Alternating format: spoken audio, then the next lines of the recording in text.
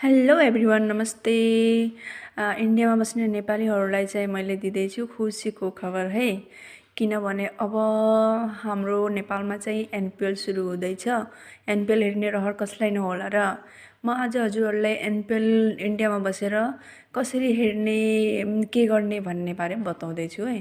त हेर्नुहोस्, सबभन्दा पहिले हाम्रो प्ले स्टोरमा जाऊँ।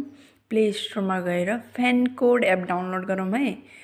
फ्यान कोड एप डाउनलोड गर्नुहोस्, किनकि मैले चाहिँ अलरेडी गरिसकेको छु। त मेरो उसमा चाहिँ फ्यान कोड एपलाई ओपन भनेर देखाउनेछ, तर हजुरहरूले चाहिँ डाउनलोड गर्नु होला है त।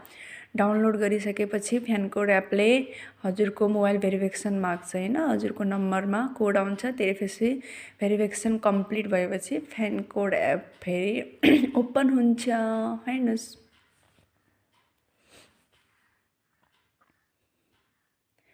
अलि मेरो नेटवर्क स्लो छ, त्यही भएर राम्ररी सो भइरहेको छैन, तर देखिन्छ। हेर्नुहोस्, फ्यान कोड डाउनलोड भइसक्यो। यसमा हजुरले जुनसुकै म्याच नि हेर्न सक्नुहुन्छ लाइभ, जुनसुकै कन्ट्रीको म्याच नि हेर्न सक्नुहुन्छ।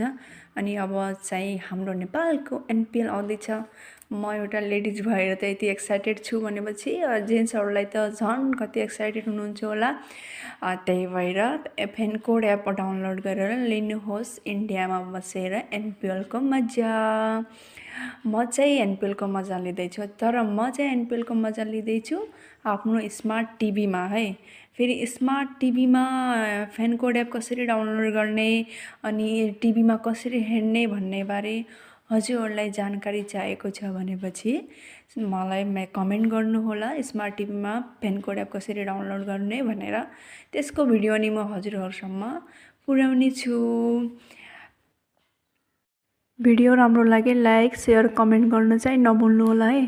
Thank you. नेक्स्ट भिडियोमा मिल्नेछौँ। By by.